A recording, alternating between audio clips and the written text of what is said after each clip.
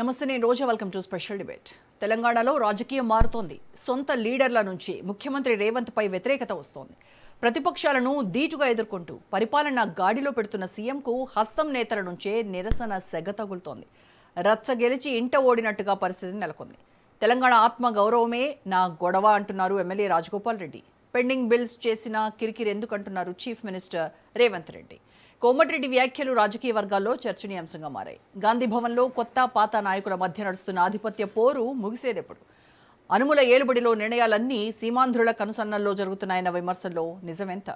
అసలు రాజగోపాల్ రెడ్డికి మంత్రి పదవి రాకుండా తెర వెనక చక్రం తిప్పుతున్న ఆ అదృశ్య శక్తులు ఎవరివి?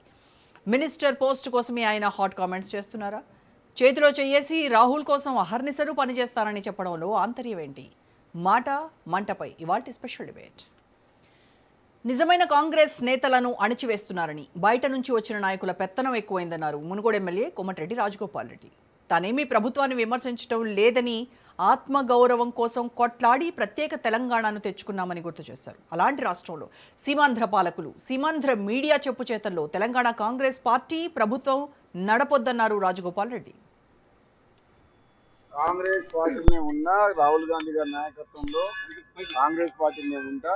ఎక్కడ కూడా కాంగ్రెస్ పార్టీని ఎవరిని మన ప్రభుత్వాన్ని విమర్శించలేదు. కాకపోతే ఒకటి ఏంటంటే, కాంగ్రెస్ పార్టీలో బయట నుంచి వచ్చిన వ్యక్తుల ఆధిపత్యం ఎక్కువై నిజమైన కాంగ్రెస్ పార్టీ నాయకులు, కార్యకర్తలకు అన్యాయం జరుగుతుంది అనేది నా భావన. రెండోది, నిజంగా కాంగ్రెస్ పార్టీ ప్రజాపాలన వచ్చింది కదా, ప్రజాపాలన వచ్చినప్పుడు తెలంగాణ ఉద్యమకారులను కానీ, కాంగ్రెస్ పార్టీ నాయకులను కానీ, మొదటి నుంచి వచ్చిన వాళ్ళకు కూడా గౌరవం దక్కాలనేది, ఈ ప్రభుత్వంలో వాళ్ళకు కూడా సముచిత గౌరవం కల్పించాలని చెప్పి నా భావన.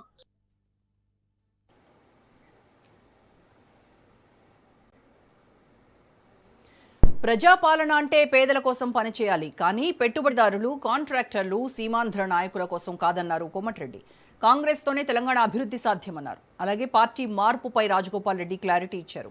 రాహుల్ గాంధీ నాయకత్వంలో పనిచేస్తానంటూ స్పష్టం చేశారు. ఉద్యమంలో ఉన్నోళ్ళు, నిజాయితీ పరులు, యువకులు శాసనసభలో అడుగు పెడతారు.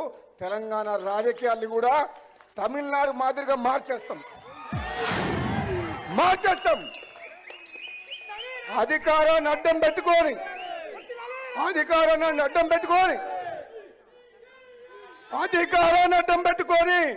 అభివృద్ధి పేరు మీద లక్షల కోట్లు దోసుకుంటున్న ఎమ్మడి పడతాం. దోపిడికి వ్యతిరేకంగా పోరాటం చేస్తాం. మేము నిజాయితీ పరులం అని చెప్పేసి మా సహనాన్ని, మా ఓపికని చేతగానితనంగా భావించొద్దు. అవసరం వచ్చినప్పుడు విద్యార్థుల కోసం, నిరుద్యోగుల కోసం, యువకుల కోసం, రైతుల కోసం, పేదల కోసం, మా అక్క చెల్లెల కోసం అవినీతికి వ్యతిరేకంగా పోరాటం చేసి యుద్ధం చేస్తాం. భయపడేది లేదు. మరోవైపు కాంగ్రెస్ ఎమ్మెల్యే రాజగోపాల్ రెడ్డి వ్యాఖ్యలు గాంధీ భవన్లో ప్రకంపనలు సృష్టిస్తున్నాయి. ఆయన వ్యాఖ్యలను హైకమాండ్ దృష్టికి తీసుకెళ్తామని టీపీసీసీ చీఫ్ మహేష్ కుమార్ గౌడ్ తెలిపారు. ఎవరైనా సరే గీత దాటితే వేటు తప్పదని, ఎవరైనా హద్దుల్లో వాళ్ళు ఉండాలని అన్నారు. పార్టీ ఎప్పుడు ఎవరి సేవలు వాడుకోవాలో అప్పుడు వాడుకుంటుందని మహేష్ కుమార్ గౌడ్ స్పష్టం చేశారు. 4 గోడల మధ్య చర్చించాల్సినటువంటి అంశాలను బహిరంగంగా మాట్లాడకూడదన్నారు.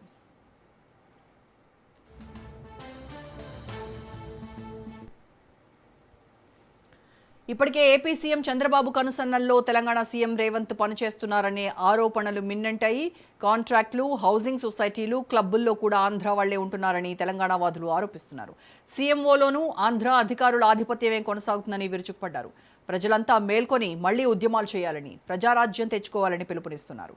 దీంతో ఎవడి పాలైందిరో తెలంగాణ అంటూ ఏపూరి సోమన్న పాటలను గుర్తు చేస్తున్నారు.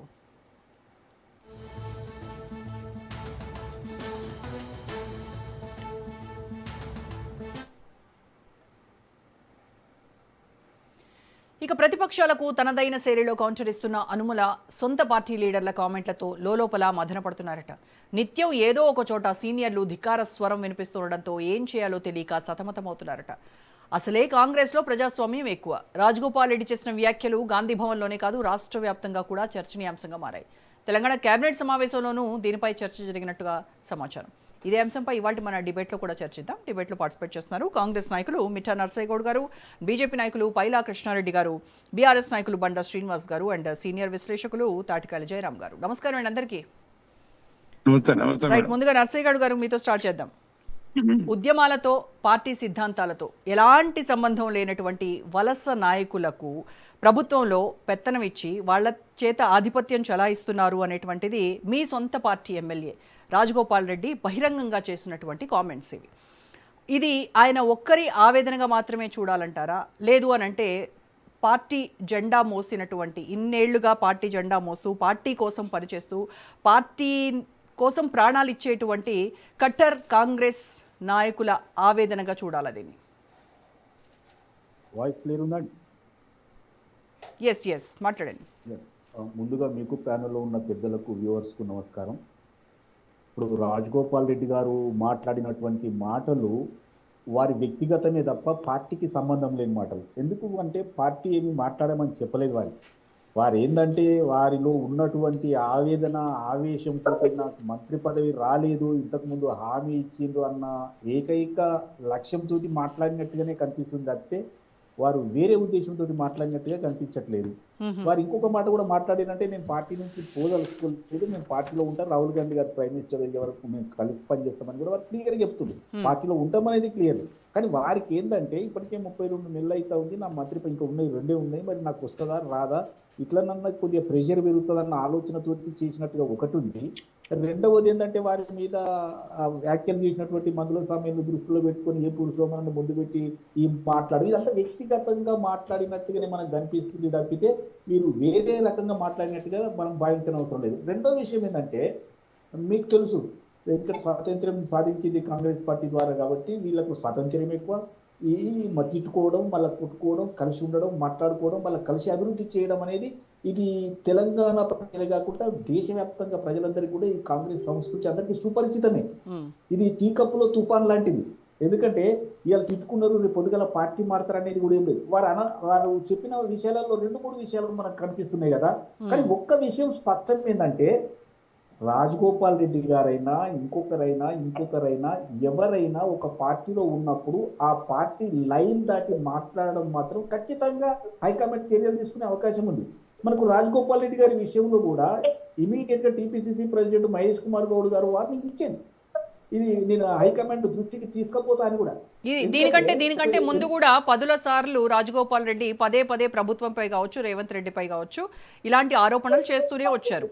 కానీ ఇప్పటి వరకు అయితే మీరు మీ పార్టీలోనే పార్టీ గీత దాటిన వాళ్ళపైన క్రమశిక్షణ చర్యల కమిటీ వాళ్ళపైన చర్యలు తీసుకున్నారు, వాళ్ళని ఎక్స్ప్లెనేషన్ కూడా అడిగినటువంటివి చూసాం. కానీ రాజగోపాల్ రెడ్డి విషయంకి వస్తే ఇది వేరుగా చూస్తూ ఉన్నారు రాజగోపాల్ రెడ్డి విషయాన్ని.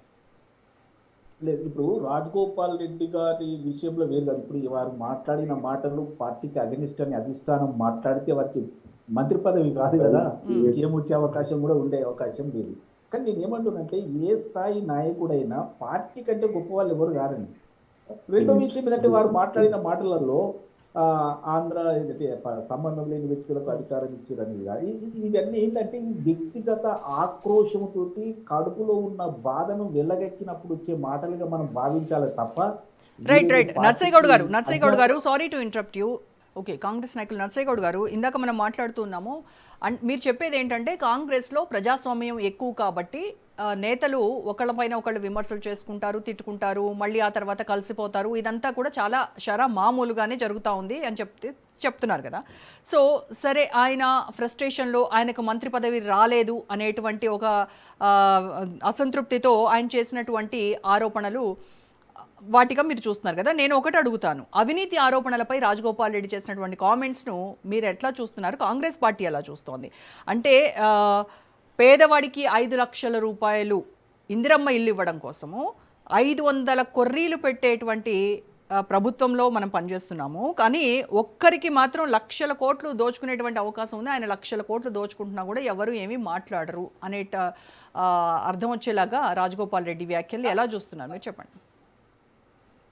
రోజా గారు, మీరు కరెక్ట్ విషయం అడిగారు. ఎందుకంటే ఈ మిగతా విషయాలన్నీ వ్యక్తిగతమని మనం చెప్పినా ఈ విషయం మీద మాత్రమే రియాక్ట్ కావాల్సి వచ్చింది అన్నట్టు మహేష్ కుమార్ గౌడ్ గారు.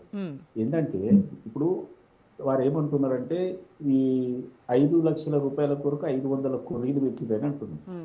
ఇప్పుడు మీ దృష్టిలో కూడా ఉంటుంది, మీ దగ్గర కూడా సమాచారం ఉంటుంది. ఎవరికైనా ఇందిరమ్మ ఇల్లు కేటాయించాలంటే దానికి విధి విధానాలు ఉంటాయి. ఈ విధి విధానాలు లేకుండా మొత్తము ఏ ప్రభుత్వం కూడా ఏ రాష్ట్రంలో ఏ దేశంలో కూడా ఎవరికి ఒట్టిగానే వచ్చినట్టు పలారం పంచిపెట్టిన అయితే ఉండదు కదా. దానికి కొన్ని విధి విధానాలు ఉంటే ఆ విధి విధానాల్లో పెట్టిన వారికి వస్తాయి అని, దాన్ని కూడా అంటే అధికారంలో ఉన్న ఏ పార్టీ అయినా విధి విధానాలు విడుదల చేస్తా. ఆ విధి విధానాలు ఏదైనా ఒకటి రెండు అటు ఇటు ఉన్నా సర్దుకొని పోతుంది, లేకపోతే దాన్ని తక్కువ చేస్తుంది. అంతే తప్ప దాన్ని కూడా ఒక ఇష్యూ చేసి మాట్లాడిందంటే ఆయన వ్యక్తిగత ఆక్రోశం అని అనకపోతే దాన్ని ఏమంటాము? ఇప్పుడు ప్రభుత్వంలో ఇందిరమ్మ విషయంలో వారు మాట్లాడిన మాటలు వ్యక్తిగత ఆక్రోశాన్ని దీనికి కలిపి మాట్లాడినట్టుగా మనం చూడాలి తప్ప వాస్తవంగా దాంట్లో అవినీతి ఏముంటుందండి? ఇప్పుడు వాళ్ళు వాళ్ళు టైం ప్రకారం ఫస్ట్ 100 రూపాయలు పెట్టి అప్లై చేస్తారు, తర్వాత ఒక 10,000 రూపాయలు కడతారు, ఆ తర్వాత డ్రాలో వెళ్తే 10,000 కాక మిగతా డబ్బులు కట్టాలి. లేదు అంటే 10,000 వాపస్ చేస్తారు, ఒక 100 రూపాయలు మాత్రం రాదు. దీంట్లో అవినీతి ఏముంటుందండి? ఇంకా రెండో విషయం ఏంటంటే, ఎవరో పార్టీకి సంబంధం లేని వాళ్ళు వచ్చిండ్రు అధికారం చెలాయించుడంటే, ఈ కాంగ్రెస్ పార్టీలో అంతకు ముందు కూడా ఎమాయమీలు ఉన్నారండి. పుట్టుకతోటే కాంగ్రెస్ పార్టీ అటు కాంగ్రెస్. అయితే నర్సయ్యగౌడ్ గారు, ఇక్కడ మనం ఒక విషయం గురించి మాట్లాడుకుంటే, ఆయన ఒకసారి ఎంపీగా పనిచేశారు, తర్వాత ఎమ్మెల్సీగా ఎన్నిక కాబడినటువంటి వ్యక్తి, మళ్ళీ 2 సార్లు ఎమ్మెల్యేగా కొనసాగుతూ ఉన్నారు. సో ఇట్లాంటి అనుభవం ఉన్నటువంటి వ్యక్తి, దీర్ఘకాలం కాంగ్రెస్ పార్టీలో దాదాపుగా 2009 నుంచి ఆయన పదవులు అనుభవిస్తున్నటువంటి వ్యక్తి, ఏ ప్రభుత్వంలో కూడా ఈ రకమైనటువంటి ప్రభుత్వంపై విమర్శలు చేసినటువంటి దాఖలాలు మనం చూడలేదు గతంలో.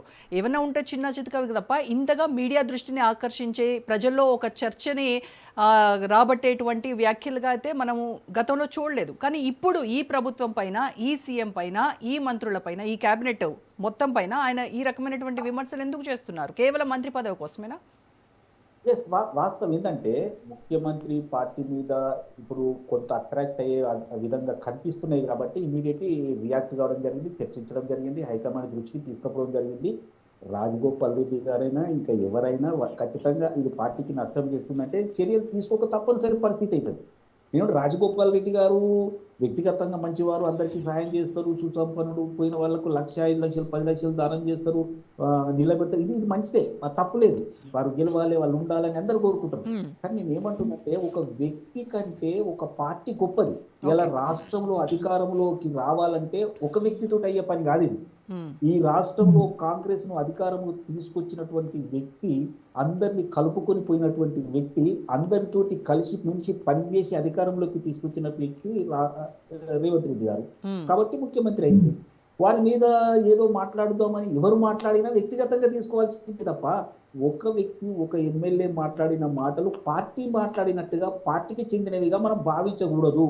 వారు మాట్లాడడంలో, వారి ఆవేదన ఎక్స్ప్రెస్ చేయడంలో నేనేం తప్పుపట్టట్లేదు. ఎందుకంటే వారికి మంత్రి పదవి ఇస్తానన్నమాట వాస్తవమే, కానీ ప్రస్తుతం ఉన్న పరిస్థితులలో దాన్ని అడ్జస్ట్ అవుతుందా కాదా తెలుసు. అరే మంత్రి పదవి ఏందండి? రాజగోపాల్ రెడ్డి గారు కరెక్ట్గా ఉండి వాళ్ళతో మాట్లాడితే రేపు అధికారంలో రాహుల్ గాంధీ గారు ప్రైమ్ మినిస్టర్ అయిన తర్వాత ఏ రాష్ట్రానికైనా గవర్నర్గా పోవచ్చు కదండి. తెలంగాణకు సీఎం కూడా అవ్వచ్చు, తెలంగాణకు సీఎం కూడా అవ్వచ్చేమో.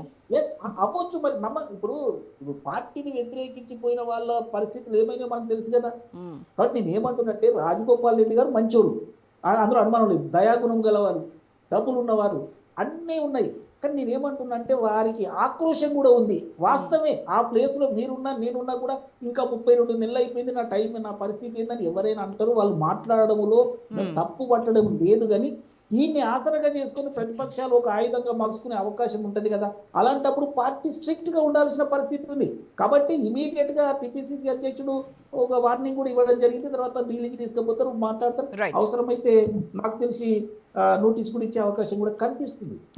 ఏమంటానంటే, రాజగోపాల్ రెడ్డి గారు ముందు వచ్చే ఈ రోజు మంత్రి పదవి లేట్ అవుతుందో వస్తుందో రాదో తెలియదు, కానీ సరి అయిన రూట్ లో ఉంటే కనుక వారు తెలంగాణ చీఫ్ మినిస్టర్ కావచ్చు, లేదా కేంద్ర మంత్రి కావచ్చు, లేకపోతే వేరే రాష్ట్రానికి గవర్నర్ కూడా కావచ్చు. ఇంకా వచ్చేటి చాలా ఉంటాయి కదా. కాదు కదా, రాజగోపాల్ రెడ్డి గారు చాలా డిజర్వ్ చేస్తారు. సో ఆయన సంయమనంతో ఉంటే ఖచ్చితంగా ముందు ఏదో ఒక రూపంలో అధికారం ఆయన వరిస్తుందని చెప్తారు. రైట్ అండి, ఓకే. సో బీఆర్ఎస్ నాయకులు శ్రీనివాస్ గారితో మాట్లాడదాం. శ్రీనివాస్ గారు, ప్రతిరోజు కూడా ప్రతిపక్షాలు కాంగ్రెస్ ప్రభుత్వంపై ఏవైతే విమర్శలు చేస్తూ ఉన్నారో ప్రభుత్వ సంక్షేమ పథకాల విషయంలో, వాటి అమలు విషయంలో కావచ్చు, తర్వాత అవినీతి విషయంలో కావచ్చు, మంత్రుల అవినీతి, వాళ్ళ దోపిడీ, వీటిపై మీరు ఏదైతే ప్రతిరోజు ఎండగడుతూ ఉన్నారో అదే విషయం పైన ఇవాళ సొంత పార్టీ ఎమ్మెల్యే ఈ రకంగా బహిరంగంగా విమర్శించడం అనేది ఎలా చూస్తుంది బీఆర్ఎస్ పార్టీ, అండ్ ఇది ప్రజల్లో ఎలాంటి సిగ్నల్స్ తీసుకువెళ్తుందంటారు? వాళ్ళ భయం ఏంటంటే మేడం, అంటే ఇప్పుడు దాదాపు మా 10 మంది ఎమ్మెల్యేలు కూడా పోయిన వాళ్ళు మళ్ళీ రేవంత్ రెడ్డి ప్రభుత్వాన్ని అప్పుడు ఎంత మెచ్చుకున్నారో ఇప్పుడు అంత తిట్టుకుంటూ వస్తున్నారు. నిన్న మొన్న నుంచి చూస్తున్నాం. రాజగోపాల్ రెడ్డి గారు కూడా ఇప్పుడు నర్సగౌడ్ గారు అన్నట్టుగా 100% వారికి పదవి ఇస్తా అన్నారు కానీ ఇస్తలేరు. అయితే మళ్ళీ నాకు తెలిసి ఒక 20 సంవత్సరాల దాకా రాదు ఇది. అయితే ఇప్పుడే కావాలి, అది ముఖ్యమంత్రి అనేది కళ, గవర్నర్ అనేది ఇంకా కళ, కానీ కనీసానికి మంత్రి అన్న ఇస్తా అన్నది ఇస్తే అయిపోతుంది కదా. మళ్ళీ ఇప్పుడు పోయి కొత్తగా నేను ఎక్కడ తెచ్చుకోని ఏం కదా అనే భావనలనే ఆయన కొంచెం మాట్లాడుతున్నాడు తప్ప వీళ్ళకి 20 సంవత్సరాల దాకా మళ్ళీ కాంగ్రెస్ గవర్నమెంట్ అనేది తెలంగాణ రాదు అనేది అందరూ తెలిసిపోయింది. ముఖ్యంగా ఆశపడిపోయిన 10 మంది వాళ్ళకి ఏదో మొత్తం ఇట్లా మాయ చేసి తీసుకపోతే పోచారం వంటి వాళ్ళు కూడా శ్రీనివాస్ రెడ్డి గారు నన్ను మాయమాటలు చెప్పి తీసుకుపోయాడు, నాకు అన్నం పెట్టింది కేసీఆర్ అంటే ఇవన్నీ కూడా అర్థాలు ఏంటంటే అయిపోతుంది, కాంగ్రెస్ పని అయిపోతుంది. ఇక్కడ మళ్ళీ దాదాపుగా అంటే ఆయన సర్వీస్ లో మళ్ళీ రాదు, ఇక ఆయన చూడలేడు కావచ్చు అనుకునేటువంటి భావనల నాకు కనీసానికి మంత్రి ఇస్తాను పట్టుకొచ్చేళ్ళు, నాకు ఇస్తలేరు, నాకు కనీసానికి ఇదాన్ని ఇవ్వాలనే తాపత్రయంతో తను మాట్లాడుతున్నానైతే మేము అనుకుంటున్నాం. ఇంకా పోతే రేవంత్ రెడ్డి చేసేటువంటి పరిపాలన లోపల మొత్తం ప్రజలందరికీ తెలిసింది ఇదంతా బట్టి జూడు మాటల ఏ మాత్రం నిజాయితీ నిజంగా లేదు. ఎందుకు లేదంటే ఉన్నటువంటి స్కీమ్లను కూడా, అంటే కేసీఆర్ గారు ఇచ్చినటువంటి స్కీమ్లను కూడా అమలు పరచలేడు. వారు చేసిన పనులన్నీ కూడా పెడచెవిన పెడతా ఉన్నాడు. తర్వాత 2 పిల్లర్లు కుంగితే మొత్తం నీళ్లు వద్దు, భద్రాచలం కొట్టుకుపోతాను, ఇవన్నీ కూడా మాయమడలు. అంటే ఎలక్షన్ల ముందు ఏదైతే మబ్బి పెట్టి గెలిచిండో ఆ తర్వాత కూడా ఇట్లా చేస్తుండ్రు. కాబట్టి వీళ్ళందరూ కూడా సీనియర్లు, వీళ్ళందరూ కూడా వీళ్ళకి చాలా అనుభవం ఉంది కాంగ్రెస్ లో. నిజంగా కూడా పెద్దలు చెప్పినట్టుగా వీరు ఏదైనా చేయగలుగుతారు, ఏదైనా చేయగలుగుతారు. కాబట్టి వారు నేను వచ్చినాక శ్రీనివాస్ గారు మీరు కాంగ్రెస్ పార్టీలో జరుగుతున్నటువంటి ఈ సొంత పార్టీ వేరు కుంపట్ల గురించి మీరు మాట్లాడుతూ ఉన్నారు కదా, అంటే వాళ్ళ విమర్శల గురించి. మరి బీఆర్ఎస్ పార్టీ అధికారంలో ఉన్నప్పుడు ఎంత అవినీతికి పాల్పడింది అనేది మీ పార్టీ సొంత కుటుంబ సభ్యులే, సీఎం సొంత కూతురే బయటకు వచ్చి చేసినటువంటి ప్రచారం కూడా చూసాం కదా. ఇంతకుముందుకు వారు చెప్పినట్టుగానే వారి సొంత అభిప్రాయం అది, కానీ ఎక్కడన్నా ఇప్పటి వరకు బీఆర్ఎస్ పార్టీ ఒక్కటన్నా తప్పు చేసినటువంటి సందర్భం లేదు. తర్వాత ఎన్నో స్కామ్లు అన్నారు, స్కీమ్లు అన్నారు, ఇవన్నీ కూడా కేవలం వారు మాట్లాడిన మాట లోపటనే వాళ్ళకి అర్థమైపోతుంది ఇదంతా పట్టిదే అని. కానీ కేవలం అంటే ప్రతిరోజు బీఆర్ఎస్ పార్టీ తిట్టుడే వాళ్ళకి పనిగా పెట్టుకొని చేసేది తప్ప ఇప్పటి వరకు ఒకటంటే ఒకటి కూడా వాళ్ళు ఏ అవినీతి ఆరోపణలు చేస్తారో తప్ప నిరూపించలేదు, అట్లాంటి జరగలేదు. కేసీఆర్ గారు 100% ఈ రాష్ట్రానికి శ్రీరామ రక్ష తానే. ఎందుకంటే ప్రతి సగటున ఉండేటువంటి చిన్న వాళ్ళ దగ్గర దాకా కూడా అందరినీ కూడా వాళ్ళకు ఏం కావాలో సమకూర్చినటువంటి గొప్ప నాయకుడు కేసీఆర్ గారు. రానున్న కాలంలో కూడా ప్రజలందరూ కూడా 100% వారిని ఆశీర్వదిస్తారు. వారు 100% ఒక 4-5 టర్ములు కూడా బీఆర్ఎస్ పార్టీ ఉంటుందని చెప్పి మేము అనుకుంటారు. ఎందుకంటే ఈ కాంగ్రెస్ బీజేపీ పనితనాలు తెలిసినాయి. వీళ్ళను మొన్న కూడా వారికి 8 సీట్లు వీరికి 8 సీట్లు ఇస్తే పార్లమెంట్ లో కనీసానికి తెలంగాణ వాయిస్ కూడా లేదు. కాబట్టి మేము తప్పు చేసినాము, మేము గవర్నమెంట్ రాకుండా మేము కేసీఆర్ ను నమ్మకుండా చేసుకొని పొరపాటు చేసినటువంటి భావన ప్రతి ఒక్కరి లోపల వచ్చింది. కాబట్టి రానున్న కాలంలో ప్రతిదీ కూడా కాంగ్రెస్ కి అవమానాలే జరుగుతాయి, బీజేపీకి అవమానాలు జరుగుతాయి. 100% కేసీఆర్ గారే మళ్ళీ సీఎం అవుతారని చెప్పి నేను అంటున్నాను. అయితే రాజగోపాల్ రెడ్డి చేసినటువంటి కొన్ని ఆరోపణల్లో ఏంటంటే ఆంధ్ర కాంట్రాక్టర్లు తెలంగాణలో లక్షల కోట్లు దోచుకుంటున్నారు అని చెప్పారు. తర్వాత ఆంధ్ర పార్టీ కనుసన్నల్లోనే ఇక్కడ తెలంగాణ సంబంధించినటువంటి ప్రభుత్వం నడుస్తోంది అని కూడా ఆయన వ్యాఖ్యానించారు. సో దీనిపైన 100% కరెక్ట్ అది. ఎందుకంటే చూడండి, రామారావు బొమ్మ తీసుకొచ్చి, అంటే తెలంగాణ వ్యతిరేకమైనటువంటి రామారావు గారి బొమ్మ తీసుకొచ్చి హైదరాబాద్ లో పెట్టడం ఏందండి? ప్రధానమంత్రిని తీసుకొచ్చి అక్కడున్న చంద్రబాబు నాయుడును ఇక్కడ పరామర్శించి వాళ్ళ పలకరించడం ఏందండి? అంటే ఇవన్నీ ఏంటంటే కావాలని వీళ్ళందరూ కలిసి ఒక గూడు పుటాన్ని చేస్తా ఉన్నారు. చంద్రబాబు నాయుడు పాలన కింద, అంటే వారి మోచేతి కింద నీళ్లు తాగేటువంటి పనులు చేస్తున్నారు. కాబట్టి ఇవన్నీ జరుగుతా ఉన్నాయి. రానున్న రోజుల మనం ఎవరు కూడా నమ్మనటువంటి పరిస్థితి ఏర్పడేది ఉన్నది. ఎందుకంటే ఈయన ఎగ్జిలేటరీ ప్రమోషన్ ఇక్కడ ముఖ్యమంత్రికి వచ్చాడు, రేపు ఎక్కడికైనా పోవచ్చు. ఇక్కడ చాలా మంది సీనియర్లు ఉన్నారు, చాలా మంది అనుభవాలు ఉన్నారు. వీళ్ళందరినీ పక్కన పెట్టి రేవంత్ రెడ్డి గారిని ఎందుకు తీసుకొచ్చి పెట్టిళ్ళు అంటే ఇందులో దగ్గర జిమ్మికులు బాగున్నాయి, ఈయన అయితేనే కేసీఆర్ గారిని తట్టుకొని అబద్ధాలు బాగా ఆడినని పెట్టుకున్నారు. రేపు ఇంకా వేరే వాళ్ళు కూడా చూసుకుంటారు కదా. ఈయన కూడా ఆయనకు పదవి కావాలి, ఆయన పదవి కొరకు ఏదైనా ఇస్తాడు, ఎక్కడికైనా పోతాడు. ఇది ముందు ముందు కూడా మనం చూస్తాం. ఎందుకంటే సో ఆంధ్ర కాంట్రాక్టర్లు ఇక్కడ లక్షల కోట్లు దోచుకుంటున్నారు అనేది వాస్తవం, అంతే అంటారు. వాస్తవం మరి బీఆర్ఎస్ 9.5 ఏళ్ల హయాంలో ఆంధ్ర కాంట్రాక్టర్లకి మీరే కదా ప్రాజెక్టులు కట్టబెట్టింది, అప్పుడు దోచుకోవడం కదా. అంటే ఇప్పుడు శ్రీనివాస్ రెడ్డి గారు ఉన్నారు, తెలంగాణ కదా, ఆయనకే ఇచ్చిళ్ళు. ఇలా ఆయన పోయి మళ్ళా కాంగ్రెస్ లో చేరి మొత్తం అవినీతి జరిగిందంట, చేసింది ఆయన కదా, పనులు చేసింది ఆయన. మళ్ళీ అంటే ఇట్లా అంటే చెప్పుకుంటే మీరు కాళేశ్వరం కావచ్చు, పాలమూరు రంగారెడ్డి కావచ్చు, మిషన్ భగీరథ ప్రాజెక్టులు కావచ్చు, ఇవన్నీ మీరు ఎవరికి కట్టబెట్టింది మీ హయాంలో? ఇప్పుడు హయాంలో ఇలా కట్టబెట్టుడు అనేది అన్ని ఉండేవి మేడం. అట్లా అంటే మీ దగ్గరకు వస్తే మీకు ఒక న్యాయం. నేనేమంటున్నా అంటే మన అధికారాన్ని దుర్వినియోగం చేసుడు వేరు, అధికార పరంగా ఇవ్వడం వేరు. కాబట్టి అప్పుడు జరిగినటువంటి దాంట్లో వీళ్ళే ఉన్నారు, వీళ్ళే అంతా చేసిళ్ళు, వీళ్ళే అన్ని చేసుకున్నారు. ఇప్పుడు చేసుకున్న వాళ్ళంతా మంత్రులు కూడా ఉన్నారు. కాబట్టి నేనేమంటున్నా అంటే అవినీతి అనేది వాళ్ళు కావాలని ఇప్పుడు రేవంత్ రెడ్డి వారి బ్రదర్లకు మొత్తం టోటల్ పనులన్నీ ఇచ్చి భూములని దారిదత్తం చేసి చాలా తక్కువ రేటు కంపెనీలని ఆరోపణలు వస్తున్నాయి. అంటే ఏది ఏమైనా వాళ్ళు ఈ రాష్ట్రాన్ని మొత్తము సర్వనాశనం చేయడానికే వచ్చిళ్ళు. కాబట్టి నేను మళ్ళీ కూడా ఏమంటున్నంటే ఈ రాష్ట్రానికి మళ్ళీ ఏదన్నా ఇంత మేలు జరిగింది ఈ 70 సంవత్సరాలు అంటే అది కేసీఆర్ గారు ఏమంటే జరిగింది. ప్రతి ఒక్కరు కూడా ఇప్పుడు ఆలోచించిళ్ళు. చిన్న మనిషి నుంచి పెద్ద వాళ్ళ దాకా కేసీఆర్ పనితనాన్ని, అప్పటి పనితనాన్ని మెచ్చుకుంటారు, 100% వారిని ఆశీర్వదిస్తారు. రైట్. కృష్ణారెడ్డి గారితో మాట్లాడదాం. సో కృష్ణారెడ్డి గారు, తెలంగాణలో రాజకీయాలు మొత్తం అవినీతి చుట్టూనే తిరుగుతూ ఉన్నాయి. గత ప్రభుత్వంలో చేసినటువంటి అవినీతిపై బీఆర్ఎస్కి సంబంధించినటువంటి కుటుంబానికి సంబంధించినటువంటి కేసీఆర్ కుటుంబానికి సంబంధించినటువంటి సొంత కూతురు కవిత బయటకు వచ్చి ఏ రకమైనటువంటి అవినీతి ఆరోపణలు చేస్తుందో మనం అంతా చూసాం. ఇవాళ కాంగ్రెస్ ప్రభుత్వంలో కూడా అవినీతి జరుగుతోంది, లక్షల కోట్లు దోపిడీకి గురవుతున్నాయి, ఆంధ్ర కాంట్రాక్టర్లకు కట్టబెడుతూ ఉన్నారు. తర్వాత సీఎం రేవంత్ ఆయన పాలన గురించి కూడా బహిరంగంగా ఇవాళ సొంత పార్టీ ఎమ్మెల్యేనే విమర్శలు చేసినటువంటి పరిస్థితి. సో ఎలా చూస్తున్నారు బీజేపీ? మేడం, ముందుగా మీకు రాజు న్యూస్ వీక్షకులకు, అలాగే ఈ చర్చ వేదికలో పాల్గొంటున్న వివిధ పార్టీల నాయకులకు, పెద్దలకు అందరికీ శుభ సాయంత్రం తెలియజేసుకుంటున్నాను. అలాగానే తెలంగాణ సమాజానికి, ప్రజానికానికి రేపు స్వాతంత్ర దినోత్సవం సందర్భంగా స్వాతంత్ర దినోత్సవ శుభాకాంక్షలు తెలియజేసుకుంటున్నాం. మేడం, ఇందాక మనం అనుకుంటున్నాం కానీ ఇంకా తెలంగాణలో కాంగ్రెస్ సంస్కృతి స్టార్ట్ కాలేదా అనుకునే ఆలోచనలు చాలా మంది ఉన్నారు. ఒక సంవత్సరంన్నర 2 ఏళ్ళకు ఒకసారి ముఖ్యమంత్రులు మారుతారు, ఇంటర్నల్ గా అసంతృప్తి ఉంటది, ఎప్పటికప్పుడు వాళ్ళ కొట్లాటలు, వాళ్ళ పంచాయతీలు వాళ్ళే కానీ ప్రజల గురించి పట్టించుకోరు అనేది అనుకున్నాము.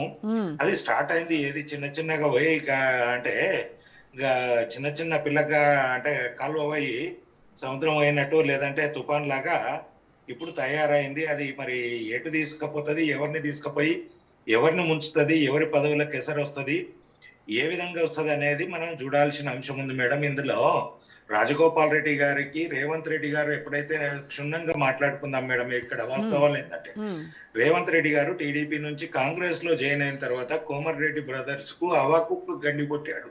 వచ్చిన దగ్గర నుంచి రెడ్డి అనే దానికి ఒకటి ఇది చేసుకొని ఈయన ఒక వర్గాన్ని పెట్టుకొని టీడీపీ నుంచి వచ్చేటప్పుడు ఒక 15-20 మందిని వేమ నరేందర్ రెడ్డి గాని, సీతక్క గాని ఇట్లా ఒక 15-20 మందితోటి జాయిన్ అయిన తర్వాత మెల్లగా అంటే నల్గొండలో ఉన్న కాంగ్రెస్ టాప్ మోస్ట్ లీడర్ అందరికి ఒక్కొక్కరిని వాళ్ళ దాంట్లో వాళ్ళనే దగ్గర అవ్వడము, వాళ్ళ దాంట్లో వాళ్ళకే పుల్లలు పెట్టడము, వాళ్ళ దాంట్లో వాళ్ళను విడదీసుకుంటూ వచ్చేసి రేవంత్ రెడ్డి గారు సక్సెస్ అయ్యారు. ఫస్ట్ ఉత్తమ్ కుమార్ రెడ్డి తోటి కూర్చుంటే లేస్తే ఉత్తమ్ కుమార్ రెడ్డి తోటే ఉండే, దాని తర్వాత ఆయన పదవికే ఎసరు పెట్టి ఆయన పక్క దడిపించాడు. దాని తర్వాత జానారెడ్డి దగ్గరికి తిరగడం మొదలు పెట్టారు. మా పెద్ద గురువు ఆయన భీష్మ పితామహుడు లాంటి వాళ్ళు అనుకుంటా పొగుడుకుంటా ఆయనను తీసి గంపలకెళ్ళి తీసి కింద ఎత్తేసిండు. దాని తర్వాత కోమటిరెడ్డి బ్రదర్స్ కు రావాల్సిన పిసిసి పదవిని అడ్డదారిలో ఈయన ఇది చేసుకొని రావడం జరిగింది. దానితోటి వాళ్ళు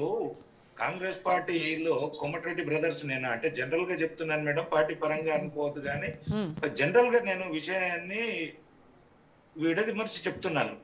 ఇవాళ తెలంగాణ రాష్ట్రంలో ఒక 4-5 నిలబెట్టి క్యాండిడేట్లను గెలిపించుకోగలిగే కెపాసిటీ ఉన్నోళ్ళు ఎవరు అంటే కాంగ్రెస్ పార్టీలో చూపించగలిగే ఒక కోమటిరెడ్డి బ్రదర్స్ తప్ప తెలంగాణ అంటే కాంగ్రెస్ పార్టీలో ఎవరు లేరు. వారికి వారు గెలవడమే పెద్ద గొప్ప అయిపోతుంది కానీ వీళ్ళు గెలవడంతో పాటు వీళ్ళు ఒక 5-6 గెలిపించుకోగలిగిన కెపాసిటీ ఉన్నోళ్ళను వీళ్ళు ఎదిగితే ఎక్కడ ఆయనకు అడ్డొస్తుందని చెప్పేసి ఎప్పటికప్పుడు ఏదో ఒక కుంటి సాకులతోటి వాళ్ళని అడ్డుకోవడం జరుగుతుంది అనేది. సో ఒక సమర్థవంతమైనటువంటి నేతని బీజేపీ కోల్పోయిందా? ఎస్ మేడం, నేను ఎందుకంటే ఆయన బీజేపీలోకి వచ్చినప్పుడు నేను చాలా దగ్గరగా తిరిగాను. కోమటిరెడ్డి రాజగోపాల్ రెడ్డి వ్యక్తిత్వం గురించి తెలుసు. తన ఏది ఉన్నా మేడము బ్యాక్ అండ్ రాజకీయాల్లో, బ్యాక్ డోర్ రాజకీయాల్లో, బ్యాక్ నీ ముందట ఒకటి మాట్లాడి బయటకు పోయి ఒకటి మాట్లాడే రకమైన రాజగోపాల్ రెడ్డి గారు కాదు. నేనైతే ఒక 6 నెలలు అయిన తోటి అంటే దగ్గరగా చూసినాను కాబట్టి చెప్తున్నాను. అక్కడ ఆయన ఏది ఉన్నా ముక్కుసూటిగా మాట్లాడతారు. మా పార్టీలో కూడా వచ్చినప్పుడు కూడా ఆయన మాట్లాడింది కూడా ముక్కుసూటిగా మాట్లాడాడు. ముక్కుసూటి వ్యవహారాలతోటే రాజకీయం నడిపాడు. పార్టీలో జరుగుతున్న విధానంగానే ఆయన వచ్చిన నిబద్ధత, ఆయన కాంగ్రెస్ పార్టీ ద్వారా సంక్రమించిన ఎమ్మెల్యే పదవిని కూడా రాజీనామా చేసి ఉప ఎన్నికకెళ్ళిన ఘనత కూడా ఆయనకే ఉన్నది. ఆయన వ్యక్తిత్వము చాలా అంటే బయట ఒకటి లోపల ఒకటి కుటిలత్వ రాజకీయాలు లేవు. నిజాయితీ గల రాజకీయము, నిబద్ధత గల రాజకీయం చేయగలిగేది తెలంగాణలో మనం చూస్తున్న రాజకీయ నాయకులలో తనొక్కడు, అంటే గొప్పగా కనబడే నాయకులలో తనొక్కడు. నేనైతే వ్యక్తిగతంగా చెప్తున్నా మేడం, పార్టీ పరంగా బీజేపీ నాయకుడు మాట్లాడినారు. ఇది ఎందుకంటే వ్యక్తిగా చూసినాను కాబట్టి చెప్తున్నాను. ఆయనకు అవకాశం ఇవ్వాల్సిందే. ఆయన ప్రజల గురించి ఆలోచన చేసే వ్యక్తి మేడం, పార్టీ గురించి ఆలోచన చేసే వ్యక్తి. ఆయన ఎప్పుడు కూడా ఆయన ఇంటికి వెళ్ళినా మీరు ఏ నాయకునికి దగ్గర ఉండరు మేడం. పొద్దున్న నుంచి సాయంత్రం అంటే పొద్దున 1 గంట 2 గంటలైనా ఒక 50 మంది 60 మంది ఉంటారు. మినిమం ఒక 5 నుంచి 10 లక్షలు పంచగలిగే డైలీ పంచుతాడు ఆయన. అంటే హాస్పిటల్స్ కానీ, పెళ్లిళ్ళకి కానీ, పేరెంటాలకు కానీ, ఎవరైనా ఎమ్మెల్యేలు నిల్చున్న ఆయన టికెట్లు ఇప్పించి నిల్చున్న దగ్గర కూడా ఆయన సొంత డబ్బులు ఇచ్చి గెలిపించిన చరిత్ర కూడా ఉన్నది మేడం. నల్గొండలో ఆయన గురించి పోయి అడిగితే చెప్తారు. మనం మీడియా ముఖంగానో కొందరు విమర్శించేదో ఇంత గట్టిగా మాట్లాడుతున్నాడు అనేది కాదు. కానీ ఆయన అంటే మీరు దగ్గర నుంచి చూసానని చెప్తున్నారు కదా, అంటే ఆయన ఒక మంత్రి పదవి కోసము సొంత పార్టీ అంటే ఇన్నేళ్ల నుంచి పార్టీ కోసం పనిచేస్తున్నటువంటి ఎంపీగా, ఎమ్మెల్సీగా, ఎమ్మెల్యేగా పనిచేసిన వ్యక్తి ఒక మంత్రి పదవి నాకు రావట్లేదు అనేటువంటి అక్కసు, ఆక్రోశంతో ప్రభుత్వాన్ని ఈ రకంగా బహిరంగంగా విమర్శించేటువంటి మనస్తత్వమేనా అయింది? మేడము ఎక్కడి నుంచో ఏదో పార్టీలోకి వెళ్ళి వచ్చేసి 2-3 ఏండ్లలో ముఖ్యమంత్రి పదవి అయిన ఆయన 6-7 శాఖలు పెట్టుకొని వెనకాల తమ్ముళ్ళను పెట్టుకొని రాజకీయం చేస్తున్న వ్యక్తిని చూస్తున్న తర్వాత ఆయనకు ఒక పార్టీ గురించో ప్రజల గురించి ఆలోచన చేసే వ్యక్తికి నాకు మంత్రి పదవి వస్తుంది అనేది ఇప్పుడు ఒకటి మేడం. నేను మంత్రి పదవి ఆశించడం తప్పు అని చెప్పట్లేదు కృష్ణారెడ్డి గారు. మంత్రి పదవి ఆశించడం తప్పు కాదు. మంత్రి పదవి ఆయనకి హైకమాండ్ నుంచే ఆయనకి హామీ ఉంది అని కూడా అందరికీ తెలిసినటువంటి బహిరంగ సత్యం అది.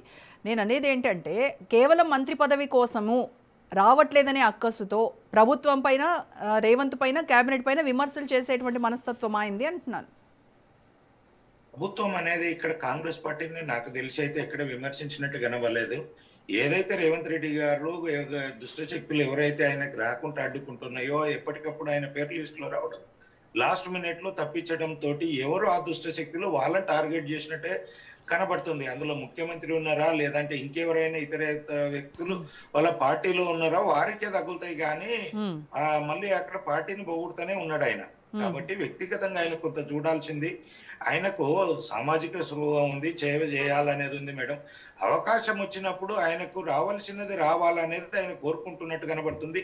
దానికి దుష్టశక్తులు అర్థం పడడంతో ఆయన ఎందుకంటే హ్యూమిలేట్ అయిపోతున్నాడు. ఎందుకంటే పార్టీకి ఆయన ఒక ఎమ్మెల్యేగా చేసిండు, ఒక ఎంపీగా చేసిండు, ఒక ఎమ్మెల్సీగా చేసిండు. కాబట్టి ఆయన పూర్తి స్థాయి అర్హుడు. ఈ వేరే పార్టీలో ఎక్కడెక్కడనో చేసి దోపిడీలు చేసి ఆ పార్టీలలో అంటే డబ్బుల గురించి లెక్కపోయి డబ్బులతోటే పార్టీలకు వచ్చి టికెట్లు తీసుకొని గెలిచి మంత్రి పదవులు అనుభవిస్తున్న వాళ్ళు ఇప్పుడు కష్టపడడానికి రాకుండా పారాషూట్ ద్వారా వచ్చిన పదవులు వచ్చేసి వాళ్ళు రాజభోగాలు అనుభవిస్తుంటే కష్టపడ్డోళ్లకు ఎట్లా ఉంటది? ఆత్మకు శోభిస్తుంటది. ఆ ఆత్మకు శోభించి ఆయన ఓపిక పట్టిండు 2-2.5 సంవత్సరాలు ఈ దాన్ని బయటకు వచ్చింది అనేది మనం అనుకుంటున్నాం. కాబట్టి ఇప్పటికైనా కాంగ్రెస్ పార్టీ కొంత ఆలోచన చేసుకోవాలి. కాంగ్రెస్ సంస్కృతి స్టార్ట్ అయింది. ఇక ఇప్పుడు సంవత్సరమో, ఇంకొక 6 విషయము, నెలల్లో తమిళనాడు రాజకీయాల్ని ఆయన ఎగ్జాంపుల్ గా చెప్తున్నారు. తమిళనాడు తరహాలోనే తెలంగాణలో కూడా రాజకీయం మారాలి, మార్చి చూపిద్దాం అని చెప్పేసి కూడా ఆయన మాట్లాడారు. నేను ఇంతకు ముందు కూడా మన డిబేట్ లో మేడం మీరున్నారో అప్పుడు ఎవరున్నారో మన ఛానల్లోనే నేను చెప్పిన ఒక 6 నెలల్లో తెలంగాణ రాజకీయ ముఖ చిత్రం పూర్తిగా మారిపోయే పరిస్థితులు ఉంది మేడం. ఇంకొక 6 నెలలు ఆగండి మేడం. మార్చి కల్లా తెలంగాణ రాజకీయ ముఖ చిత్రం మారుతుంది. ఎవరు ఎటు ముందుకు వస్తారు, ఎవరు బ్యాక్ వెళ్తారు, తెలంగాణలో ముఖ్యమంత్రులు పదవి చేంజ్ అవుతుందా లేదంటే ఇంకేం జరుగుతుంది అనేది, ముఖ్యమంత్రి పదవి కూడా చేంజ్ అయ్యే ఛాన్స్ ఉందంటారు 6 నెలల్లో. నేను అదే చెప్తున్నా మేడం. కాంగ్రెస్ సంస్కృతి దగ్గరకు వచ్చింది అంటున్నా. ముఖ్యమంత్రులను మార్చేది 6 నెలలకు, సంవత్సరంకు, 2 ఏళ్లకు ఒకసారి. మొన్నటికి మొన్న కర్ణాటకలో అయింది, తెలంగాణది వచ్చింది. ఎక్కడ మనం చూడగలిగింది ఏంటంటే కాంగ్రెస్ చరిత్రలోనే ఒక 2 ఎలా కృష్ణారెడ్డి గారు జ్యోతిష్యం ఏమన్నా తెలుసా ఏంటి మీకు? ఆల్రెడీ ఇప్పుడు మేము రాజకీయాలలో ఉన్నాం మేడం. కాంగ్రెస్ పార్టీలో ఉన్న పరిచయం ఉంటారు, బీఆర్ఎస్ లో ఉన్న పరిచయం. అంటే ఇప్పుడు బీఆర్ఎస్ కి మైలేజ్ పెరుగుతుందా, బీజేపీకి అడ్వాంటేజ్ గా మారుతుందా ఈ ప్రభుత్వ వ్యతిరేకత అని మాట్లాడుకోవడం వేరు. కానీ కాంగ్రెస్ పాత ఏదైతే ఉందో అదే మళ్ళీ తిరిగి రిపీట్ అవ్వబోతోంది. వాళ్ళ సంస్కృతి ఇదే 6 నెలల్లోగా మారుస్తారు కాబట్టి ఇంకో 6 నెలల్లో సీఎం మార్పు తథ్యం అని చెప్తా ఉంటే నాకు డౌట్ వచ్చింది. ఖచ్చితంగా జరుగుతుంది మేడం, మీరు రాసి పెట్టుకోండి. ఓకే, అది జ్యోతిష్యం అనుకోండి, మాకున్న ఇంటర్నల్ గా సమాచారం అనుకోండి, జరుగుతున్న వివరాలు. ఎందుకంటే ఈ 2.5 సంవత్సరాలలో రేవంత్ రెడ్డి గారు అంటే 75 సార్లు ఢిల్లీకి ఎందుకు వెళ్ళాడు మేడం? ఆయన మీద వచ్చే ఫిర్యాదులకు సమాధానం చెప్పుకోవడానికి, ఈయనను పదవులతోటి ఇబ్బందులు పెడుతున్న వాళ్ళను, సహకరించని వాళ్ళ మీద ఫిర్యాదులు చేయడానికే పోతున్నాడు. అసలు మీరు ఆయనతో పాటు ఫ్లైట్ లో వెళ్ళి ఆయనతో జర్నీ చేసినట్టుగా చెప్తా ఉన్నారు కృష్ణారెడ్డి గారు. 75 సార్లు వెళ్ళి ఆయనే అక్కడ ఆన్సర్ చెప్పుకోవడానికి, ఆయన పైన వచ్చినటువంటి కంప్లైంట్లకి. దాని పోయినదే సారాంశం ఏంది మేడం? ఇప్పుడు ఆయన వచ్చి పబ్లిక్ కన్నా చెప్పాలి, ప్రెస్ మీట్ చెప్పాలి. కేంద్రం దగ్గరికి పోతున్నా అంటాడు. కేంద్రం దగ్గర కలిసేది, కేంద్ర మంత్రులను కలిసేది అర్ధగంట అయితే, మిగిలిన టైం అంతా కూడా వీళ్ళ పార్టీ రాహుల్ గాంధీ గారినో లేదంటే ఇంకా కేసీ వేణుగోపాల్నో లేదంటే మల్లికార్జున ఖార్గే గారిని కలవడానికి సమయం కేటాయించిన దాంట్లో కనీసం రాష్ట్ర సమస్యల గురించి, కేంద్ర మంత్రుల గురించో, కేంద్ర పెద్దలను కలవడానికి. సో ఎట్లాగో 6 నెలల్లో సీఎం మార్పు ఉంటుందని చెప్తున్నారు కదా, మరి నెక్స్ట్ కొత్త సీఎం ఎవరో అది కూడా మీ నోటితోనే చెప్పండి, విందాం. ఇక అప్పటికి ఇందులో ఎట్లుంటదంటే కాంగ్రెస్ లో సీల్డ్ కవర్ వ్యవహారం ఉంటుంది మేడం. ఓకే, సీల్డ్ కవర్ వ్యవహారము మనం ఊహించేది ఒకటైతే జరిగేది ఏదైతే, ఎవరు సూట్ కేసు బరువు ఎక్కుంటే వాళ్ళు అవుతారు మేడం. ఇక మనలో ప్రొడక్షన్ చేయలేము. మరి ఎవరు ఎంత గట్టిగా ఎంత బలం ఉన్న సూట్ కేసులు పండబోతారో అది చూస్తే కనుక అర్థమవుతుంది. ఓకే, రైట్ అండి కృష్ణారెడ్డి గారు. ఇక విశ్లేషకులు జయరామ్ గారితో మాట్లాడదాం. జయరామ్ గారు, కాంగ్రెస్ లో జరుగుతున్నటువంటి ఈ చర్చ అంతా కేవలం కేబినెట్ విస్తరణలో తనకు మంత్రి పదవి దక్కలేదనేటువంటి అక్కస్తోనే రాజగోపాల్ రెడ్డి మాట్లాడుతున్నారు. అది ఆయన వ్యక్తిగతమైనటువంటి అభిప్రాయాలు, ఆ విమర్శల్ని అలాగే మాత్రమే చూడాలి. దానికి పార్టీకి, ప్రభుత్వానికి ఎలాంటి సంబంధం లేదు. పైపెచ్చు ఇలాంటి విమర్శలు అనేవి, ఆరోపణలు అనేవి కాంగ్రెస్లో ప్రజాస్వామ్యం ఎక్కువ కాబట్టి మాకు చాలా క్యాజువల్గా ఉంటాయి ఇవి, వీటిని మేమేంత పెద్ద సీరియస్గా తీసుకోం కాబట్టి మిగతా ఎవరు కూడా సీరియస్గా తీసుకోవాల్సిన అవసరం లేదు అన్నట్టుగా చెప్తున్నారు కాంగ్రెస్ నాయకులు. నిజంగా అంత సీరియస్గా తీసుకోవాల్సినటువంటి అవసరం లేదా, లేదంటే ఇప్పుడు మన బీజేపీ నాయకులు, బీఆర్ఎస్ నాయకులు చెప్తున్నట్టుగా కాంగ్రెస్ పార్టీలో అంతర్గతంగా ఏదో జరుగుతోంది అని వాళ్ళు ఏదైతే విమర్శలు చేస్తూ ఉన్నారో, అసమర్థ పాలన అని కావచ్చు, అవినీతి పాలన అని కావచ్చు, ఇవన్నీ కూడా బహిరంగంగా ఇప్పుడు సొంత పార్టీ నేతలే చెప్తున్నారు కాబట్టి దాంట్లో కూడా మనం చర్చించాల్సినటువంటి సీరియస్ అంశంగానే చూడాలి. రోజా గారు, మీకు ప్యానెల్లో ఉన్న మిత్రులకు నమస్కారాలు. ఇక్కడ రాజగోపాల్ రెడ్డి దగ్గర 27 మినిట్స్ వరకు తను మాట్లాడారు. నేను మాట్లాడింది మ్యాక్సిమం వినేసాను. ఆయన మాట్లాడలో ఆయన మాట్లాడిన 2 అంశాలు మాత్రం నాకు చాలా క్లియర్గా, ఒకటి వచ్చేసేమో అవినీతిమయమైంది కాంగ్రెస్, మరొకటి వచ్చేసేమో నేను అడుక్కునేవాడిని కాదు, నేను నా చెయ్యి ఇచ్చేదే తప్ప తీసుకునేది కాదు, నేను చెయ్యి ఎత్తిస్తాను తప్పితే చెయ్యి చాచి అడగను అనేదాన్ని చాలా స్పష్టంగా చెప్పాల్సుకున్నాడు చెప్పాడు. దాంతోపాటు వచ్చేసి ఏప్రిల్ సో మనను అన్నా నువ్వు గద్దె కట్టాలి, మన ఇద్దరం కలిసి రాష్ట్ర పర్యటనకి వెళ్దాము. సో ఇక్కడ నేను అంతేకాదు ఏపూరి సోమన్నని ఎమ్మెల్యే చేసి తీరుతానని కూడా చెప్పారు. ఎస్ అదే కన్ఫ్యూషన్. సో కట్టాలి అని చెప్పాను. దాంతోపాటు వచ్చేసి కళాకారులకు ఇక్కడ నష్టం జరిగింది గత ప్రభుత్వం నుంచి ఈ ప్రభుత్వం వరకు కూడా. కళాకారులకు నష్టం జరగకుండా కళాకారుల నుంచి నువ్వు డెఫినెట్గా నెక్స్ట్ టైము అసెంబ్లీలో చట్టసభల్లో ఉండాలని తనని ఆశీర్వదించాడు. సో తన్ని సోమన నమస్కరించాడు. సో ఇదంతా మనం ఆ సీన్ అంతా చూసాం. సో ఇది నిజంగా రాజగోపాల్ రెడ్డి అన్నది వాస్తవాలా అంటే ఇది రాజగోపాల్ రెడ్డితోనే మొదలైందా, రాజగోపాల్ రెడ్డితోనే ఎండ్ అయిందా అంటే కాదు. కొండ సురేఖ మాట్లాడింది, పోచారం శ్రీనివాస్ రెడ్డి మాట్లాడిండు, కొండ సుష్మిత మాట్లాడింది, హనుమంతరావు గారు మాట్లాడారు. ఇలా చెప్పుకుంటూ పోతే అనేక మంది మాట్లాడారు. మాట్లాడటంతో పాటు ఇది కాంగ్రెస్ ప్రభుత్వం కాదురబా, ఇది సైకిల్ కాంగ్రెస్ అనే దాన్ని కూడా చాలా స్పష్టంగా చాలా మంది పెద్దలు చెప్పారు. దాంతోపాటు వచ్చేసి ఇక్కడ నాయకులు వచ్చేసి బఫూన్ లాగా మేము ఉన్నాము. సో మొత్తం నడిపించేది కాంట్రాక్టర్లు ఆఫీసర్లు అంతా చంద్రబాబు నాయుడు కనుసన్నల్లో నడుస్తున్నారు. ఇక్కడ నాయకుల పేర్లకు మాత్రమే ఉన్నాం, ఇక్కడ ఉపయోగం పెద్దగా ఏం లేదు. ఆఫీసర్లు కాంట్రాక్టర్లు మాత్రం చంద్రబాబు నాయుడు అజమాయిషీలో ఉన్నారు. ఇది చంద్రబాబు నాయుడు అజమాయిషీలో రేవంత్ రెడ్డి పనిచేస్తున్నాడు. రేవంత్ రెడ్డి పనిచేయడానికి గల కారణం ఏంటంటే తను రుణం తీసుకునే ప్రోగ్రాం పెట్టేసిండు అనే దాన్ని చెప్పుకుంటారు. చాలా మంది చెప్పారు, చాలా మంది బహిరంగంగానే. అంటే ఈరోజు ఇవన్నీ నిజాలా అబద్ధాలా అంటే ఇది అక్షర సత్యాలని మనం చెప్పాల్సిన పని లేదు, కాంగ్రెస్ నాయకులే సర్టిఫైడ్ చేశారు ఇవన్నీ నిజాలని. అంటే ఒకవైపు వచ్చేసి దోపిడీ ఉంది, మరొక వైపు వచ్చేసి ఆంధ్ర పెత్తందారి వ్యవస్థ ఉంది, కాంట్రాక్టర్ల అజమాయిషి ఉంది, ఆఫీసర్ల కుల్లబొడుసుడు ఉంది, చంద్రబాబు నాయుడు ఇన్వాల్వ్మెంట్ ఉంది. ఇదంతా నాయకులు మాత్రం చూస్తున్నారు.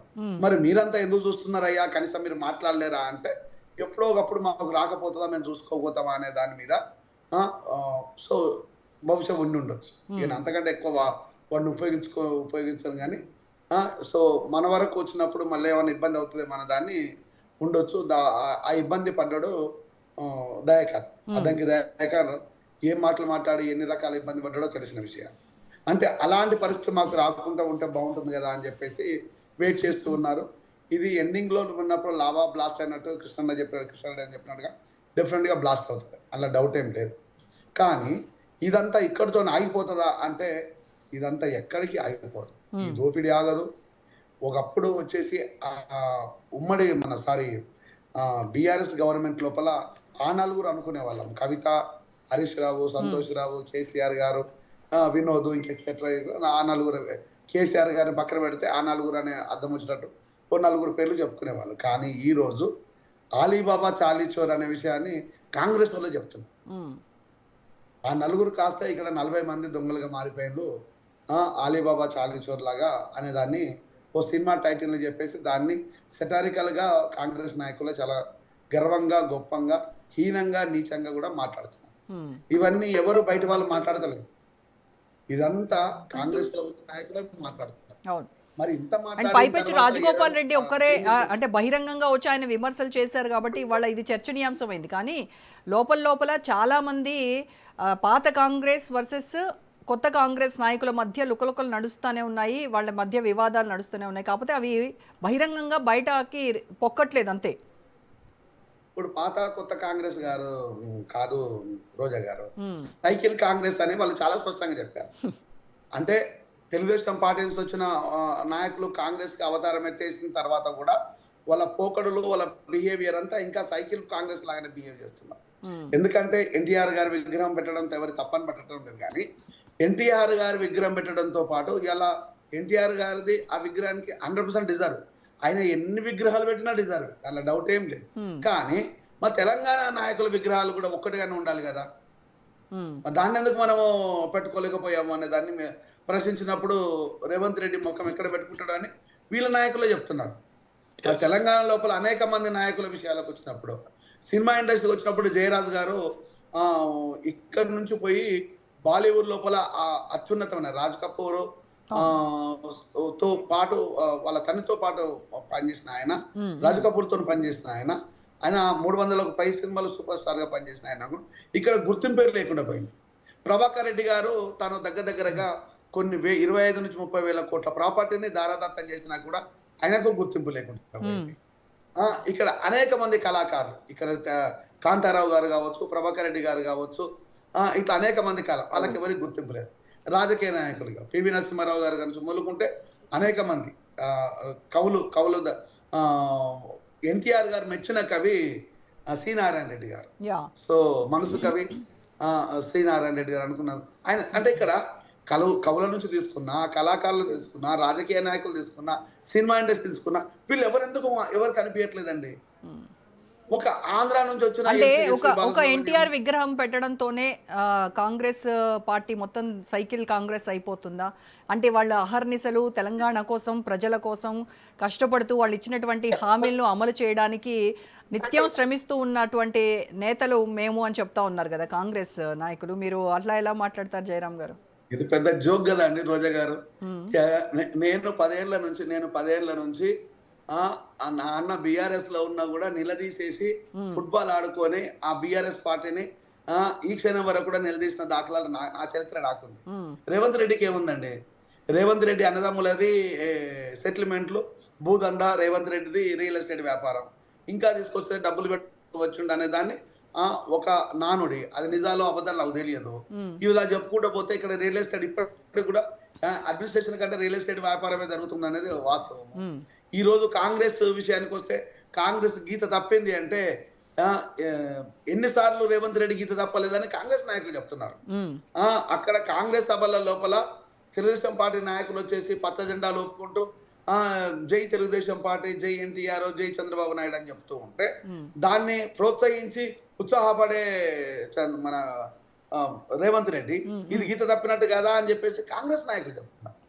అంటే ఇలా చెప్పుకోడు ఎవ్వరు, మనం ఏ ఒక్క మాట వాళ్ళ గురించి. అంటే ఇప్పుడు రాజగోపాల్ రెడ్డి పైన కూడా గీత దాటాడు కాబట్టి వేటు తప్పదు అని పిసిసి చీఫ్ మాట్లాడారు కదా. అంటే ఖచ్చితంగా వేటు ఉంటుంది అనుకోవచ్చా, లేకపోతే కొండా సురేఖ వీళ్ళ లిస్ట్ లోనే రాజగోపాల్ రెడ్డి కూడా ఉంటారా? అది $1 మిలియన్ ప్రశ్న. రాజగోపాల్ రెడ్డి మీద వేటు పడుతుందని నేను ఏమనుకోవటం లేదు, ఇక్కడ ఉన్న వాళ్ళు కూడా ఏమనుకోవట్లేదు, మీరు కూడా ఏమనుకోవటం లేదు. సో ఇక్కడ వేటు పడితే ఫస్ట్ మొదటి వేటు ఇది కూడా వాళ్ళే చెప్తుంటారు. వేటు అంటూ మొదటి వేస్తే వెయ్యాల్సిందే. అది ఫస్ట్ ఎవరి నుంచి మొదలు రావాలంటే రేవంత్ రెడ్డి నుంచి మొదలు కావాలంటే, ఓకే, ఆ రేవంత్ నుంచి మొదలు అయితే దానికి మేము కూడా శిరసా వేస్తామని చెప్పి మళ్ళీ ఇదే నాయకులు కూడా అది ఆ మాట కూడా వీళ్ళే చెప్తున్నారు. వేటు వేయాల్సిందే, తప్పు లేదు. తప్పు చేసినప్పుడు అది ఎక్కడి నుంచి మొదలు కావాలి అనుకుంటే అక్కడి నుంచి మొదలు కావాలి. హైదరాబాద్ ఎక్కడి నుంచి మొదలు కావాలంటే తిరుపతి రెడ్డి ఇంటి దగ్గర నుంచి మొదలు కావాలంటుంటారు. అవినీతి ఎక్కడి నుంచి మొదలైంది అంటే మళ్ళీ రేవంత్ రెడ్డి దగ్గర నుంచి మొదలు కావాలంట. అంటే ఈ రోజు ఎక్కడ చూసినా కూడా ఏ వేలు చూపించినా కూడా ఫస్ట్ నీ కుటుంబం నుంచి, నీ వ్యక్తుల నుంచే మొదలవుతున్నప్పుడు ఒక ముఖ్యమంత్రిగా అంత చులకన భావం అనే దాన్ని తీసుకుపోతూ ఉంటే నువ్వు ఏం మాట్లాడుతుంటావు? నీకంటూ ఒక స్పెషాలిటీ అనేది ఉన్నాయి. ఈరోజు కేసీఆర్ గారు చెప్పుకోవడానికి ఉన్నది, నా కూతుర్ని సైతం నేను నా పార్టీ నుంచి తీసి పడేస్తాను, పార్టీకి వ్యతిరేకంగా పనిచేస్తున్నా. అట్లా నువ్వేమైనా చేయగలిగినావా? కనీసం చెప్పుకోవడానికైనా ఉన్నది. ఆ నిజం ఎంత, అబద్ధం ఎంత, అవినీతి జరిగిందా జరగలేదా అనేది ప్రజలకు తెలుసు. ప్రజలు దానికి తీర్పు కూడా ఇచ్చింది, అది వేరే విషయం. కానీ నువ్వు ఇప్పుడు ఏం చేస్తున్నావు? నువ్వు నిజంగా ఏం చేస్తున్నావు? ఈరోజు రాజగోపాల్ రెడ్డి అనే మాటల లోపల ఆక్రోషంతో పాటు, ఆవేదనతో పాటు వాస్తవాలు కూడా ఉన్నాయి. ఈరోజు అవి లేవా? ఆక్రోషణ ఉంది, ఆవేదన ఉంది, టార్గెట్ ఉంది, వాస్తవం కూడా ఉంది. మరి ఇవన్నింటిని మనం ఒక్కదాన్నే మనం ఎందుకు దాన్ని ఎలివేట్ చేస్తుంటాం? ఇవన్నీ ఒక్కడితోనే కాదు. ఈరోజు రేవంత్ రెడ్డి లోపల మార్పు కావాలి. రేవంత్ రెడ్డి ఫస్ట్ మార్చాల్సింది ఏంటంటే, నిజంగా నీ చేత అయితే రేవంత్ రెడ్డి నీకు ఒక సలహా ఇస్తాను. ఈరోజు 86 వేల కోట్ల రూపాయల ఆదాయాన్ని నువ్వు ఆల్కహాల్ మీద వదులుతున్నావు. దాని మీద నువ్వు ఎవరిని చంపుతున్నావు అంటే తెలంగాణ బిడ్డల్ని చంపుతున్నావు, తెలంగాణ కుటుంబాలను నాశనం చేస్తున్నావు, తెలంగాణ ఆడపడుచు. గత ప్రభుత్వాల్లో ఈ లిక్కర్ ఆదాయం లేదండి? ఉంది. మీకు 2014 వరకు ఉమ్మడి ఆంధ్రప్రదేశ్ లోపల ఆదాయం 14,000 కోట్లు అయితే ఇది 2023 వరకు వచ్చేసి 46,000 కోట్లు. 2023 నుంచి మరి అంత ప్రజాశ్రేయస్సే ముఖ్యం అనుకున్నప్పుడు బీఆర్ఎస్ అసలు బ్యాన్ చేయొచ్చు కదా, లిక్కర్ బ్యాన్ చేయొచ్చు కదండి. ఇప్పుడు లిక్కర్ బ్యాన్ చేస్తే దమ్ము ధైర్యం వీళ్ళకు ఉంటుందని అనుకోను, కానీ కనీసం కంట్రోల్ అన్న చేయమని చెప్పండి. రైట్ అండి. ఓకే, ఫైనల్ కామెంట్స్ తీసుకుందాం మనము. నర్సయ్య గౌడ్ గారి నుంచి. నర్సయ్య గౌడ్ గారు ఇవాళ డిబేట్లో ఒక ఇంట్రెస్టింగ్ టాపిక్ కృష్ణారెడ్డి గారు రైజ్ చేశారు. ఏంటంటే 6 నెలల్లో తెలంగాణ రాజకీయ ముఖ చిత్రం కంప్లీట్గా మారబోతోంది, తెలంగాణ సీఎం మార్పు ఉండబోతుంది అని చెప్పేసి ఆయన ఒక ఇంట్రెస్టింగ్ కామెంట్ చేశారు. ఈ అన్ని ఒట్టి మాటలండి. 2034 వరకు రేవంత్ రెడ్డి గారు ముఖ్యమంత్రిగా ఉంటారు. ముఖ్యమంత్రి మార్పు అనేది వాళ్ళు కలగనవలసిందే, పగటి కళలు రాత్రి కళలు కాకపోతే నేను చెప్పలేదు. రెండో విషయం ఏంటంటే టీఆర్ఎస్ కానీ బీజేపీ కానీ నియర్ ఫ్యూచర్ లో అధికారంలోకి తెలంగాణ వచ్చే అవకాశం ఎట్టి పరిస్థితుల్లో లేదు. కానీ జరగబోయే ఒక్క విషయం మాత్రం స్పష్టంగా కనిపిస్తుంది ఏంటంటే బీజేపీ పార్టీ బీఆర్ఎస్ ను మింగేసి నామరూపాలు లేకుండా చేసేది మాత్రం ఖచ్చితంగా జరిగే అవకాశం అయితే స్పష్టంగా కనిపిస్తుంది. ఎందుకంటే భారతీయ జనతా పార్టీ ఎప్పుడైనా స్థానికంగా ఉన్నటువంటి పార్టీలను మింగేస్తేనే వాళ్ళ అధికారంలోకి వస్తారు. ఎందుకంటే ఇప్పుడు వాళ్ళ జుట్టు కూడా వీళ్ళ చేతిలో ఉన్నది. అన్ని కేసులు, అన్ని సిబిఐ కేసులు అన్ని వాళ్ళ చేతిలో ఉన్నాయి. కాబట్టి ఇంతకు ముందు వీళ్ళకి 8, ఇప్పుడు బీజేపీకి 8 ఎక్కడి నుంచి వచ్చినాయండి? వాళ్ళు లొంగిపోతున్నాయి కదా 8 వచ్చినాయి. లేకపోతే అధికారంలో ఉన్న పార్టీ, పటిష్టంగా ఉన్న పార్టీకి ఒక్క సీట్ రాదా? లాస్ట్ కు రఘునందన్ గెలిచిన సీట్ అన్న వాళ్ళకి రావాలి కదా. నేను అనేది ఏంటంటే ఆల్రెడీ వీళ్ళు అందులో చిక్కుకపోయి ఉన్నారు. కాబట్టి బీఆర్ఎస్ నామరూపాలు లేకుండా పోవడం అనేది ఖాయం. సో 2028 ఎన్నికల్లో 2 జాతీయ పార్టీల మధ్య మాత్రమే తెలంగాణలో పోటీ ఉండబోతుంది. నాకు తెలిసి ఇదే ఉండే అవకాశం ఉంది. ఎందుకంటే ఈసారి కొట్టకపోతే వీళ్ళను బీఆర్ఎస్ వాళ్ళను బీజేపీకి పుట్టగతులు ఉండవు. వాళ్ళకి తెలుసు, వాళ్ళ ప్లానే అది. కాబట్టి ఎన్నికల దాకా చూసి వీళ్ళని కొడతారు. మూడో కీలకమైన విషయం ఏంటంటే నేను ఒకటే అంటున్నా, ఏం చూసి వీళ్ళకి ఓటేస్తారండి బీఆర్ఎస్ బీజేపీకి? ఈ రోజు సామాన్యులను హక్కున చేర్చుకున్నది మేము. ఇలా 62 లక్షల అదనపు కార్డులు ఇచ్చింది మేము. రేపు స్మార్ట్ కార్డులు పంపిణీ చేసేది మేము. లక్షల కొద్ది ఇందిరమ్మ ఇండ్లు ఇచ్చింది మేము. ఇవాళ వాళ్ళకు అది ఫ్రీ బస్ ఇచ్చింది మేము. తర్వాత 200 యూనిట్ల ఫ్రీ కరెంట్ ఇచ్చేది మేము. సన్న బియ్యం ఇచ్చింది మేము.